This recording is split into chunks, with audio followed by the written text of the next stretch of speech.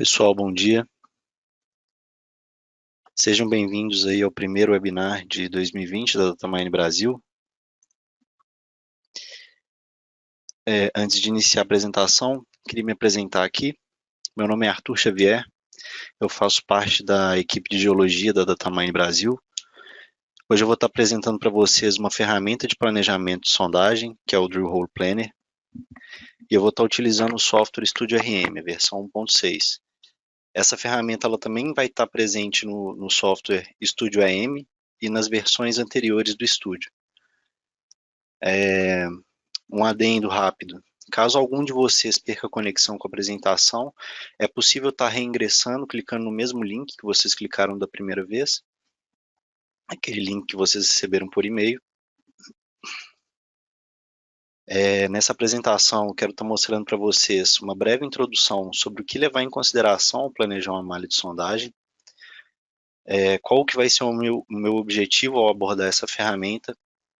Vou estar destrinchando um pouco sobre a ferramenta dentro do ambiente Studio, de forma interativa, para mostrar para vocês todas as ferramentas que ela apresenta.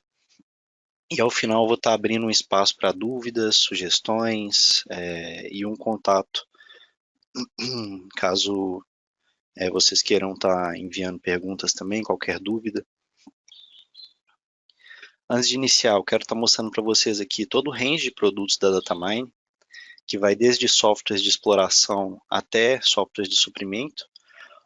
Hoje eu vou estar focando na cadeia aqui de recursos e reservas, que é onde se enquadra o Studio RM, mas eu também vou estar abordando alguns conceitos aí de dados geológicos e de exploração. Agora sim, dando início ao tema de planejamento de sondagem, a gente sabe que a quantidade de perfuração que a gente pode fazer é sempre limitada por um orçamento. E se a gente não tivesse limites para tempo e para gasto, a gente poderia obter um conhecimento quase que perfeito de um corpo mineral. Mas devido a essas restrições, é preciso que a gente tome decisões de forma inteligente, de forma estratégica, sobre cada perfuração planejada e verificar se está sendo obtida uma informação de forma mais detalhada possível, levando em consideração o dinheiro que a gente está investindo. Por isso a gente precisa planejar cuidadosamente a nossa malha de sondagem e para isso a gente vai adotar algumas estratégias.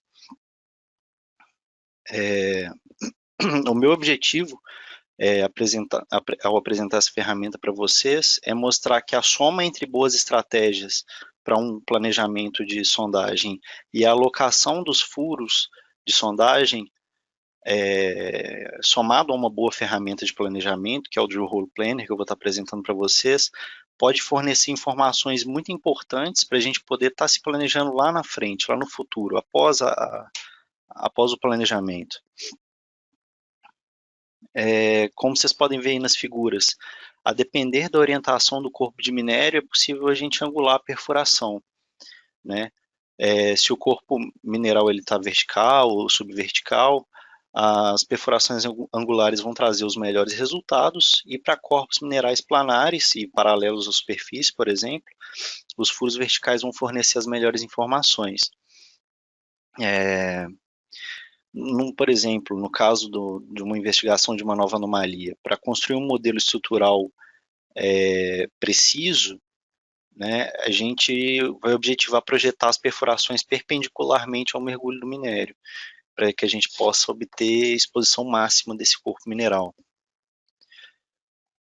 Onde a gente tem poucos dados geológicos, são sempre as melhores áreas para a gente planejar as perfurações, principalmente se os dados pré-existentes, que a gente já tem, por exemplo, de uma malha pré-existente, indicar que o corpo ele pode haver continuidade, né, que essa anomalia ela possa ter alguma continuidade. Quanto mais perfurações nessa área, vão fazer que o nosso conhecimento geológico seja atualizado e vai fornecer segurança onde anteriormente havia uma falta de conhecimento, né? Essa atualização de malha vai consequentemente aumentar a confiabilidade do nosso recurso. Tomando como exemplo também uma parte de operação de preenchimento de malha, um adensamento pode ser alcançado muito facilmente, muito rapidamente, utilizando essa ferramenta que eu vou estar apresentando para vocês, que é o Drill Hole Planner. Para cada fase de definição de recurso, de inferido para indicado e para medido, a quantidade de dados de perfuração necessários aumenta para que a gente tenha um nível mais alto de certeza e de confiança na previsão do recurso, né? Isso significa, entre outras palavras, que quanto mais dados, mais certeza e mais confiança, mais recurso medido a gente vai ter ao final do nosso modelamento, né? E dentro disso a gente tem dois casos. Para depósitos com notas claras de continuidade geológica, menos perfuração é necessária, mas, né, para depósitos com variabilidade de alto grau a uma curta distância, é necessário uma malha mais densa, né? Por exemplo, um depósito em veios. As sondagens de definição de recurso, elas devem ser alinhadas para a gente projetar o máximo de exposição de corpo do minério. Isso pode significar fazer furos com o mesmo padrão de espaçamento e orientação da malha atual, né? Ou seja, simplesmente expandir a nossa malha, ou preencher uma malha com menor espaçamento. Isso significa densar a nossa malha. Aqui a gente tem aquele gráfico bem famoso, em que a gente tem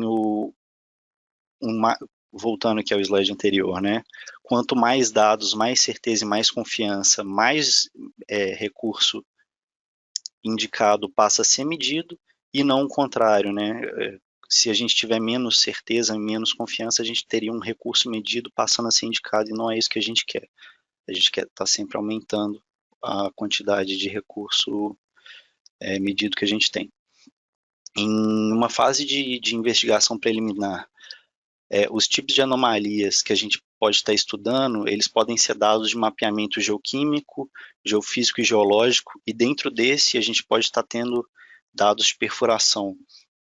E para entender melhor essa anomalia, a gente pode adicionar novos pontos de dados, entre outros pontos, né, por exemplo, o adensamento de malha, para que a gente possa preencher essas lacunas no nosso modelo. A perfuração geológica, ela vai extrair o testemunho no caminho da perfuração. Isso significa que a rocha que contém a anomalia que a gente está estudando, ela vai poder ser fisicamente identificada e amostrada. E sem a prova física, a gente nunca pode ter certeza se a informação do que a gente tem em subsuperfície é preciso o suficiente para a gente investir em um plano de perfuração potencialmente caro.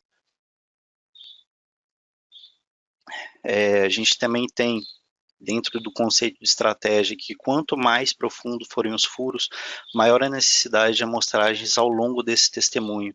Então a gente tem que levar em consideração que a perfuração ela pode estar sofrendo desvios de curso com pequenos desvios ou elevações. Eu vou estar abordando conceitos de lift e drift, né, que vão ser esses desvios e elevações dentro da ferramenta. A depender do tipo de perfuração do operador da plataforma e a natureza física das rochas que vão estar sendo perfuradas, é possível ter ao final dezenas e centenas de metros do objetivo planejado. Entenda um objetivo como o final da perfuração, né, que eu vou estar abordando como target da perfuração. Com a ferramenta Drill Hole Planner, a gente consegue simplificar o planejamento desses levantamentos e dos desvios dinamicamente em ambiente estúdio, né? Isso significa que eu vou estar podendo modificar esses desvios e estar vendo em tempo real. E é importante também incluir essas informações de desvio planejado e medir o caminho real, né? O tamanho real do furo ao final da perfuração. Eu já vou estar entrando na ferramenta a partir de agora. O Drill Hole Planner, então, é uma ferramenta que a gente vai utilizar para planejar interativamente as malhas de perfuração de exploração. E o objetivo de planejamento de perfuração geológica é confirmar se as anomalias vistas nos dados geológicos são reais e melhorar o conhecimento do nosso depósito, né? Aumentar a confiabilidade dos nossos recursos. Aqui eu vou estar só fazendo um overview geral sobre a ferramenta, onde que a gente vai estar encontrando.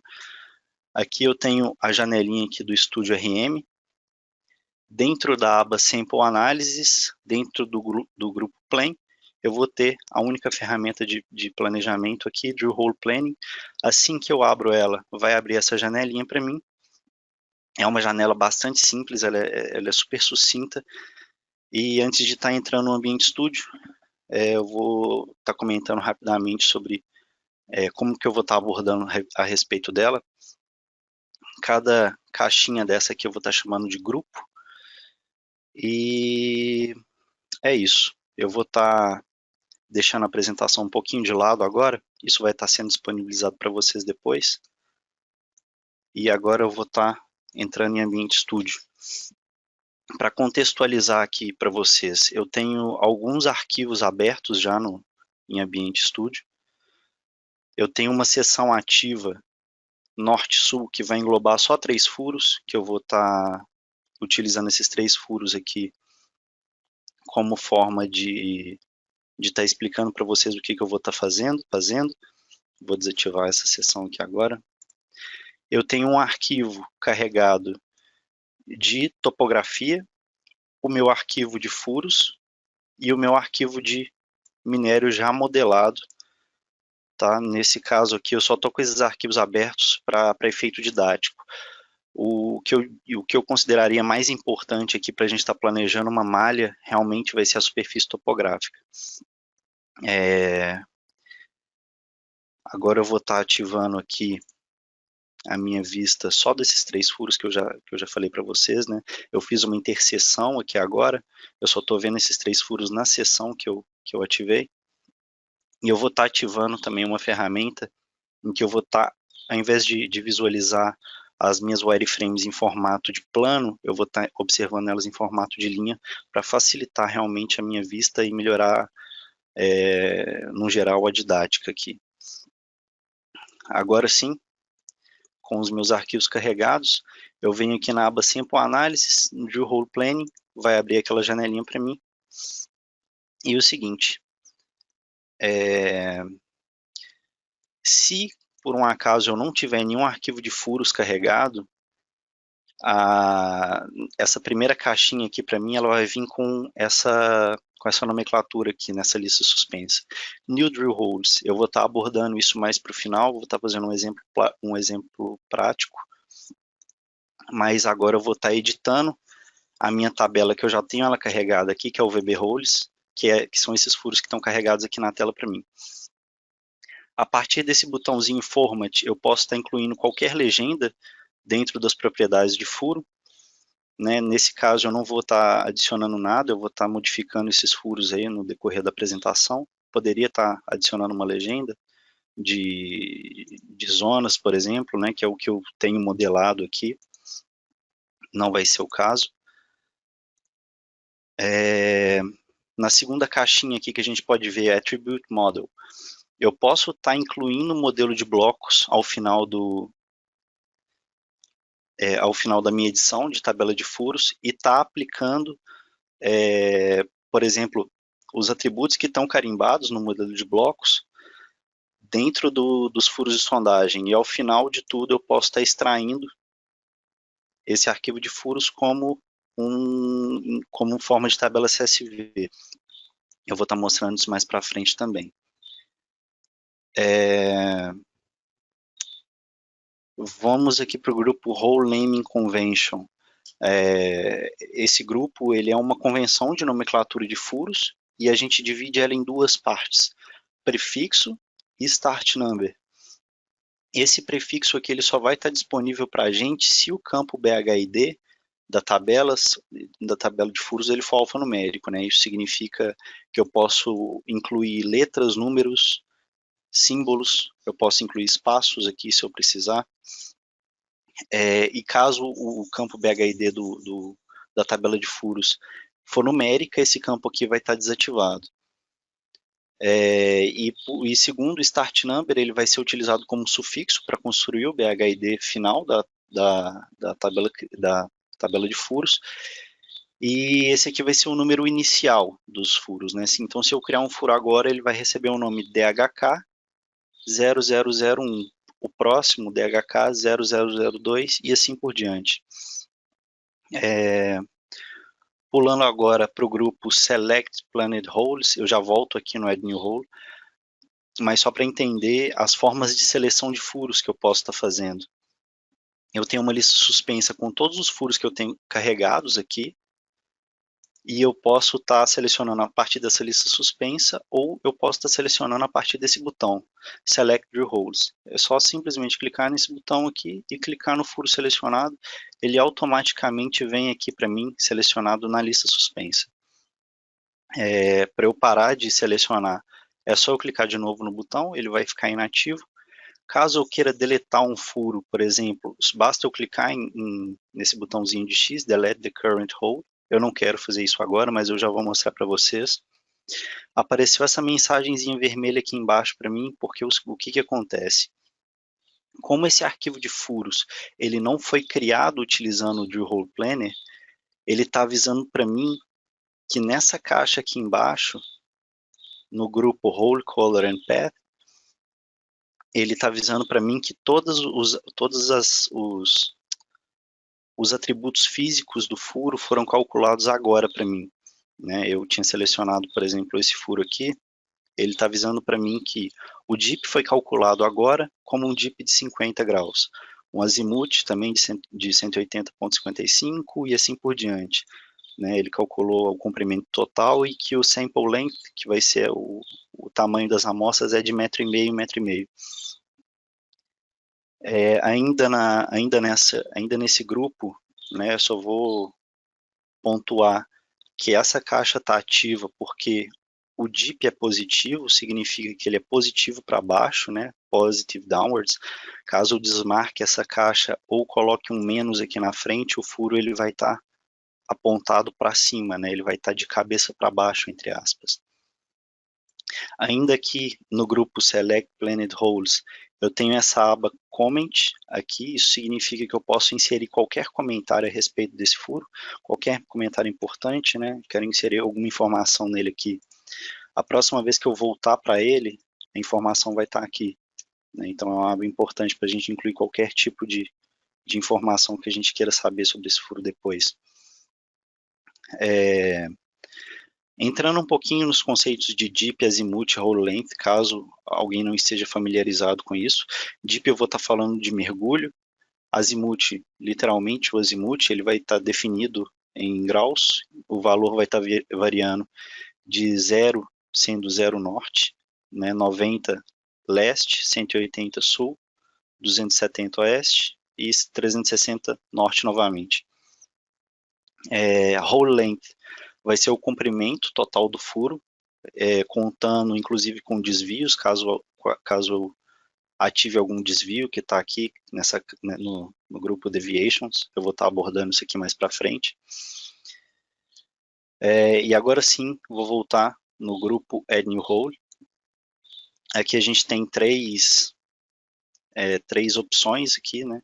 No primeiro, é uma lista suspensa em que eu posso estar utilizando uma superfície topográfica, no meu caso o VBS topo, para que o color de cada furo, né, entenda color como as coordenadas de boca do furo, elas deem um snap nessa superfície. Snap entenda como uma forma de colar, entre aspas, a boca do furo na topografia. Né? E aqui eu tenho duas opções. Eu tenho como pegar um furo pré-existente e fazer um offset para criar um novo furo. Isso significa pegar um furo pré-existente. Quando eu seleciono ele aqui, né, ele está selecionado já para mim. O próximo furo que eu criar, ele vai vir com todas essas características. Ou seja, eu vou fazer praticamente um clone desse furo. Eu posso dar um offset dele em um espaçamento em metros, né? Por exemplo, eu posso dar um espaçamento de 50 metros a um azimuth de 180. No caso, eu vou estar jogando ele para sul, aqui para a esquerda da tela. Se eu der um Add New Hole, ele vai se prender à topografia o arquivo de topografia. Simplesmente dando um exemplo aqui, é um clone a 50 metros para sul. Né? Esse furo ele não é do meu interesse agora, então vou estar deletando ele aqui. É importante salientar que sempre que eu adicionar um novo furo, esse novo furo ele passa a ser o furo selecionado. Né? Como eu tinha dito para vocês, o novo furo ele recebeu o nome de DHK0001 e ele já vai estar aqui presente na minha lista. Eu posso estar modificando qualquer atributo dele a partir de agora, mas como ele não é do meu interesse agora, eu vou estar deletando ele. A segunda forma é esse Interactively Pick Location. Ele vai adicionar novos furos com um clique de mouse na tela da janela aqui 3D. É só eu simplesmente clicar aqui nele, lembrando, né, que os meus atributos eles vão estar aqui agora setados de acordo com o furo anterior que eu tinha criado, eles não se modificam aqui sozinhos. Então eu vou criar um furo idêntico àquele furo que eu acabei de deletar. Só eu clicar aqui no botãozinho Add New Roles e eu vou clicar com o botão direito, dando um snap na topografia, e o furo foi criado. Da mesma forma, vocês observem aqui que o botão ele continua pressionado, né? Isso significa que eu posso adicionar quantos furos eu quiser, até eu clicar novamente aqui no botão, e agora sim, eu posso clicar na tela, não está sendo adicionado mais nenhum furo. De novo, eu vou estar apagando esses furos aqui, que eles não são do meu interesse agora. Eu quero estar mostrando algumas ferramentas aqui para vocês ainda. Clicar aqui novamente. Vou estar mostrando para vocês também que essa ferramenta ela não necessariamente ela tem somente essa função, né, de estar fazendo uma expansão de malha, um adensamento. O próprio estúdio ele dá um exemplo para a gente de que a gente pode estar criando furos para fazer uma ventilação de mina subterrânea, por exemplo. Vou estar adicionando um furo aqui, qualquer, na topografia um pouco mais longe. Beleza? Agora eu vou estar alterando o dip dele aqui para 90 graus. Vertical para baixo.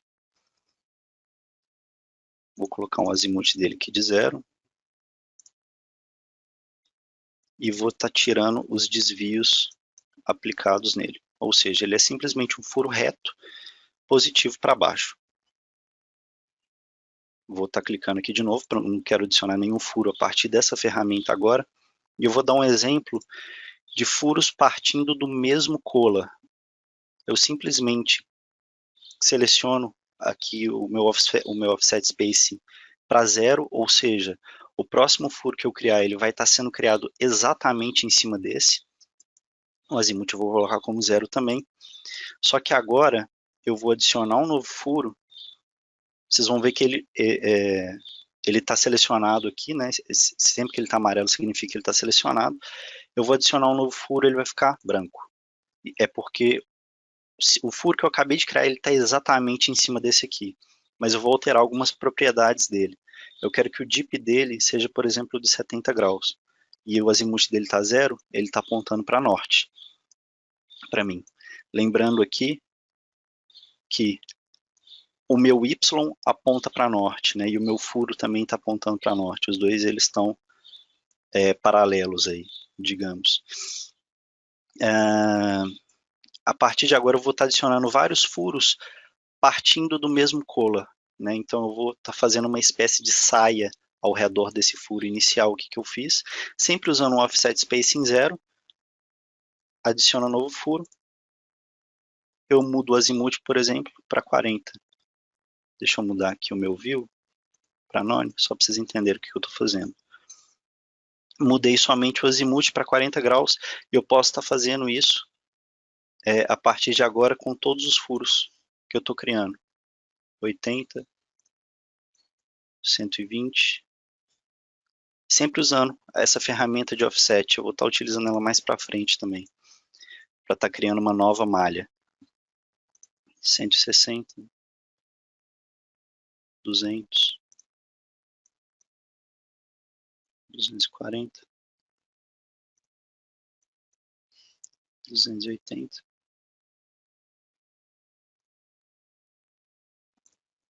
Aí.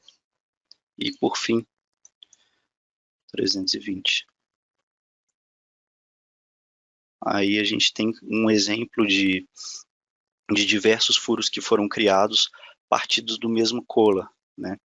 É realmente é simplesmente um exemplinho só para vocês estarem vendo diversos tipos de funcionalidade da ferramenta.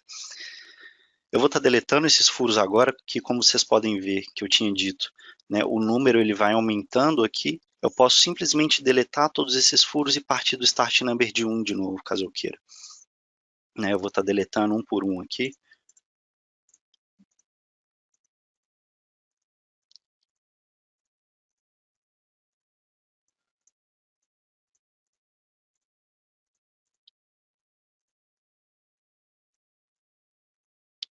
Perfeito, foi o último. Vou voltar para minha vista em outside aqui, para a gente poder estar criando novos furos e explorando novas possibilidades aqui. Vou estar mudando aqui para 001 de novo.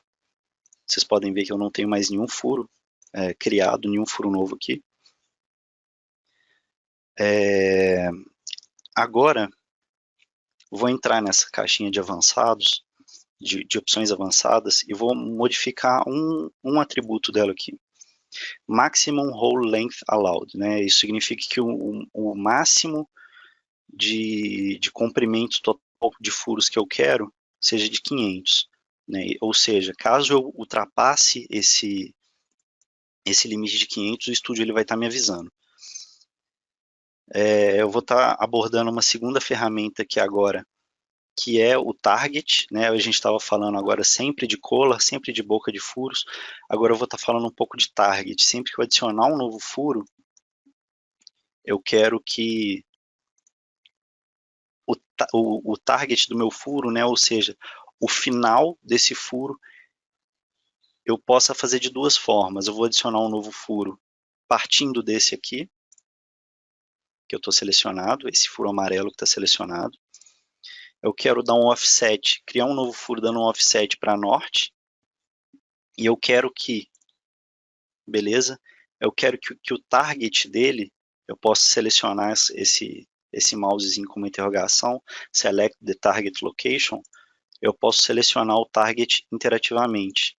Né? Eu posso estar selecionando onde que eu quero que o target alcance, e automaticamente ele vai estar alterando isso aqui para mim. Percebam que as caixas aqui elas estão desativadas justamente porque o meu target está ativo, então ele está calculando automaticamente para mim. Mas caso esse furo passe a ter um comprimento maior do que 500, né, eu posso estar aumentando ele aqui, a título de curiosidade mesmo, vou estar aumentando, aumentando, aumentando, até ele passar de 500. Quando ele passou de 500, ele vai aparecer essa mensagem aqui para mim, Unable to create drill hole. Né? Isso significa que eu passei dos parâmetros, do parâmetro de máximo de comprimento permitido, então ele me avisou, não foi possível criar o furo. Lembrando também que dentro dessa caixa de opções avançadas, eu tenho essa opção aqui, Maximum Number of Passes, 10. Para cada furo criado, ele vai tentar de 10 formas diferentes criar esse furo. Isso significa que antes de aparecer essa mensagem para mim, ele tentou 10 vezes criar esse furo. Lembrando também que quanto mais passos você setar aqui, mais demorado vai ser esse processo, apesar de ser um processo bem rápido. Beleza, o furo ele não deixa de existir, ele simplesmente, o estúdio simplesmente me avisa que ele não conseguiu criar. E uma segunda forma de estar fazendo esse furo, aqui lembrando, né, mais uma vez, eu tinha mudado aqui para 001, ele criou o furo 001 para mim. Eu vou deletar esse furo, vou estar selecionando esse aqui novamente, e vou estar mostrando uma segunda forma de estar criando esse furo a partir do target encontrar uma superfície. A primeira forma que a gente fez foi encontrando uma coordenada interativamente, agora vai ser encontrando uma superfície. O furo já está selecionado, eu vou dar um offset nele, adicionar um novo furo, e a partir de agora, eu venho aqui dentro da caixinha Target, eu venho aqui nessa opção Surface, E eu tenho três opções aqui dentro. Reaches, encontra, enters, entra e exits. Ele sai. Do que? Da superfície min_tr, que vai ser essa superfície de minério já modelado. Né? Essas duas primeiras opções, elas são bastante semelhantes, né? Reaches e enters. Reaches é para qualquer superfície que ele encontrar, a primeira superfície que ele encontrar. Isso significa que para um arquivo de wireframe, se eu tivesse várias wireframes modeladas aqui nesse espaço, a primeira que ele encontrasse, ele já pararia, né? Reaches. Caso fosse enters, a primeira superfície fechada que ele encontrasse, ele pararia. E no caso de exits, a primeira superfície fechada que ele encontrasse, ele ultrapassaria ela toda, né, entraria, e na hora de sair ele pararia. Mais uma ferramenta habilitado dentro de Surface. Eu posso estar habilitando um overdrill, por exemplo. Overdrill seria, ele alcança essa propriedade que eu setei para ele, mais um overdrill de, por exemplo, 20 metros. Vocês podem estar observando aqui que ele furou mais 20 metros automaticamente para mim. Esses 20 metros automaticamente vão estar sendo somados ao roll length. E como ele está setado em superfície, não em coordenada, agora sim eu vou estar podendo mexer nas propriedades de dip, de azimuth. Aqui eu sempre vou estar podendo mexer, eu vou deixar aqui sample length como 1, vou estar mostrando para vocês no final isso aqui. Mostrei o exits, agora, por exemplo, o reaches e o enters, nesse caso, vão dar o mesmo resultado para mim, porque a superfície ela é fechada. Agora eu vou estar entrando na parte de desvios, né? Essa parte de desvios ela é muito importante, porque essas duas caixas aqui elas vão ser levadas em consideração. Caso eu tenha um target habilitado em coordenadas, por exemplo, significa que o meu target está fixo nessa coordenada aqui, né, onde o furo ele fica com essa setinha perpendicular ao final do furo, tem essa barrinha perpendicular ao comprimento do furo. Ou seja, né, se isso aqui está setado, isso aqui tem que estar fixo. Da mesma forma que o Color Coordinate está setado aqui, então ele também está fixo. Então, qualquer desvio que eu estiver aplicando, entendam também, né, lift, eu quero que vocês entendam referindo à mudança de mergulho do furo, né, como vocês podem estar observando, o furo ele vai estar se modificando, né, segundo o azimuth, segundo o mergulho, e o drift ele vai estar sendo modificado. Vocês estão vendo que o furo ele reduziu aqui por conta do tipo de clipe que eu estou utilizando. Se eu aumentar esse clipe aqui, ele vai estar aumentando. É simplesmente uma área de influência isso. E o meu azimuth, né, o drift, ele vai estar modificando o azimuth de desvio do furo. O drift, eu vou estar podendo aumentar ele e diminuir ele. Vocês podem estar observando aqui. Perfeito. Deixa eu colocar numa vista melhor aqui, beleza? É importante também que o lift e o drift eles vão estar sendo medidos em graus a cada 100 metros. Isso pode estar sendo modificado também, né? Isso significa que eu vou ter um lift, por exemplo, de 5 graus a cada... Deixa eu aumentar um pouco para ficar visível isso, né? 5 graus. Lembrando, positivo para baixo, negativo para cima. Mesma coisa que no drift, né? Vocês puderam observar. No caso do drift, no meu caso, ele vai estar variando de leste para oeste. E a cada 100 metros, né? Antes de iniciar esse desvio. Por exemplo, eu vou ter um lift de 5 graus, iniciando na profundidade 0, ou seja, a partir do collar ele vai estar iniciando esse lift. Mas eu poderia estar setando, por exemplo, vou pegar minha ferramenta de régua aqui, e eu quero que ele comece mais ou menos aqui desse ponto, a partir de 100 metros do furo, por exemplo. Então, o meu start depth aqui vai ser de 100, ou seja, o furo ele começa reto, sem nenhum tipo de desvio, até 100 metros, e a partir de 100 metros ele vai começar a ter um lift, como vocês podem estar observando, de 25 graus. Ele vem 100 metros reto e começa a ter um desvio. Eu poderia estar modificando isso aqui também, né? Isso significa que depois de 100 metros ele vai ter um lift de zero, né? Ou seja, ele vai estar reto. Depois de 100 metros, a cada 100 metros ele vai ter um lift de 25 graus. Se eu quiser suavizar isso aqui de alguma forma, poderia eu estar modificando o lift ou modificando a cada tantos metros, né? Como eu fiz aqui agora. Isso significaria, né, que a cada 100 metros eu vou ter um lift de 12,5. Agora eu vou estar voltando o slide rapidinho para falar um pouquinho ainda mais sobre essa ferramenta de desvios e sobre essas opções avançadas aqui, sobre a respeito do fit intolerance. Né? Eu estou colocando esse fit intolerance aqui como 1 metro. Ok? Agora sim, eu vou voltar aqui para o slide. Só para explicar o que é esse fit intolerance. Aqui nessa imagem vocês podem ver que o furo ele não foi aplicado nenhum tipo de desvio. E voltando, só para contextualizar, eu vou estar falando a respeito dessas duas caixinhas, Color Coordinate e Target a partir da coordenada. Color Coordinate e Target Coordinate também.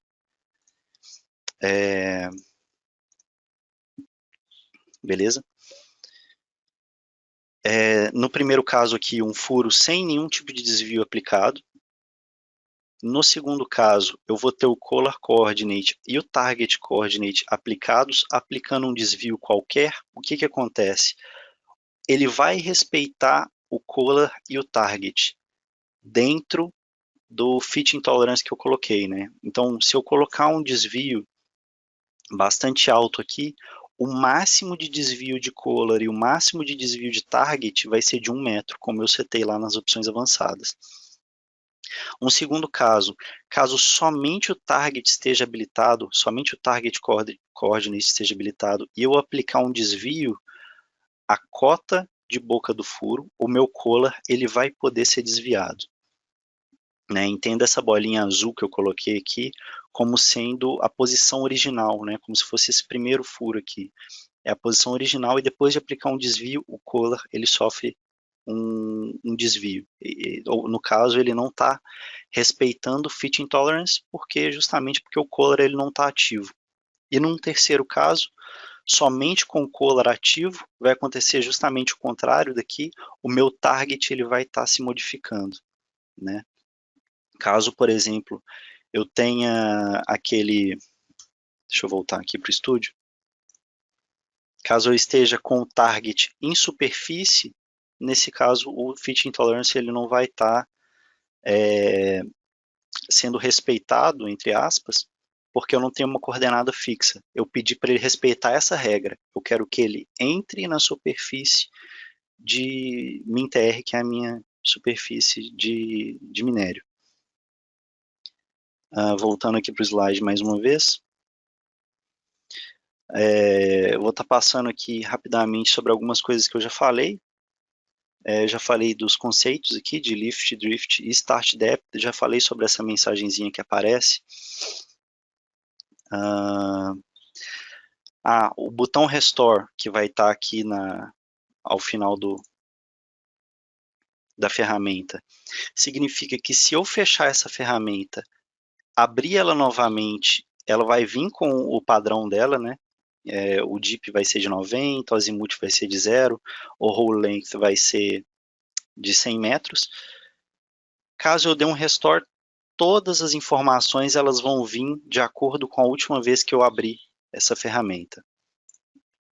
Né? No caso, se eu fechasse ela, se eu desse um restore, ela viria dessa forma aqui para mim.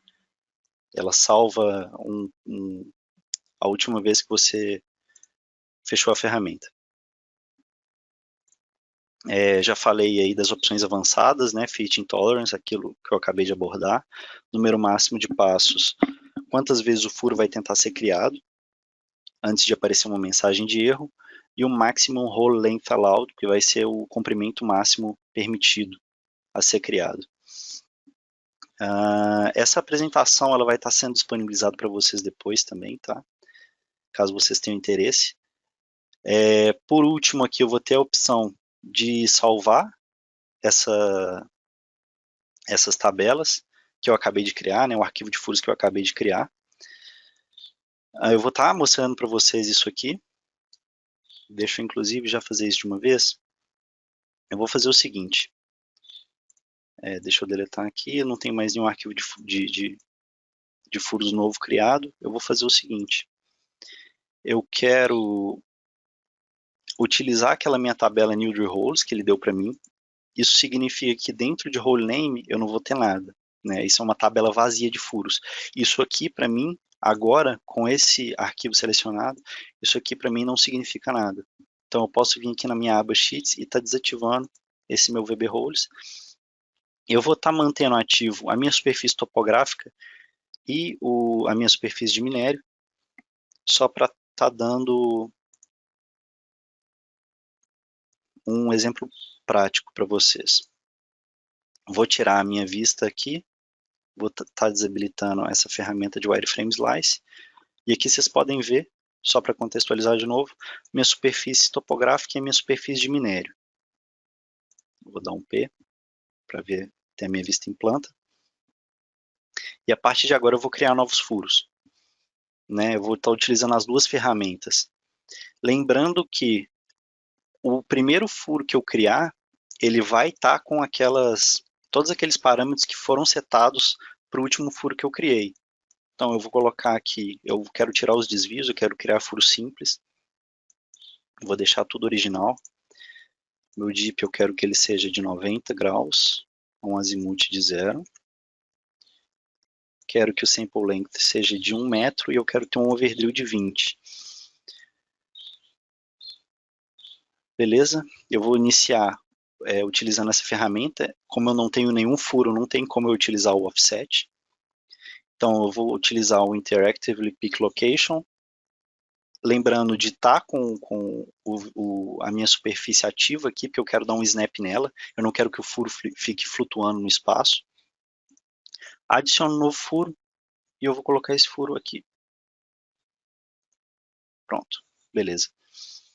Clico novamente para desabilitar. Eu poderia estar adicionando vários furos aqui, mas a partir de agora eu vou estar utilizando a ferramenta de offset, né? Só para observar o que eu fiz aqui. Eu quero que ele saia da superfície e dê um overdrill de 20 metros. Perfeito. Ele saiu exatamente da superfície topográfica, alcançou e ultrapassou o corpo de minério e deu um overdrill de 20 metros. É exatamente isso que eu quero para todos os furos que eu vou criar a partir de agora. Vou estar utilizando agora o offset. Com o furo já selecionado, vocês podem ver aqui, DHK0003, é o primeiro furo que eu criei. Eu quero estar dando um offset para sul, ou seja, nesse caso um azimuth de 180. Adicionar um novo furo. Lembrando que toda vez que eu adiciono um novo furo, ele passa a ser o furo selecionado. Então eu posso estar adicionando novos furos até onde eu quiser. Quero mudar a direção 90 graus, aí vai para leste. 50 graus, numa malha regular aqui no caso. Azimuth para 0, ele volta para norte. E eu posso estar fazendo isso até eu ficar satisfeito com a minha malha. Lembrando que eu estou fazendo uma malha simples, para efeito didático mesmo. 90, vou fazer aqui minha última.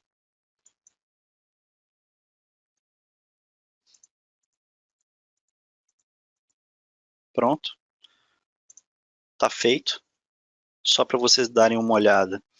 Vocês veem que todos os furos, apesar de partir do mesmo, todos eles vão ser diferentes, porque eu pedi para eles respeitarem uma regra, né, de encontrar a superfície e sair da superfície, e fazer um overdrill de 20. Né?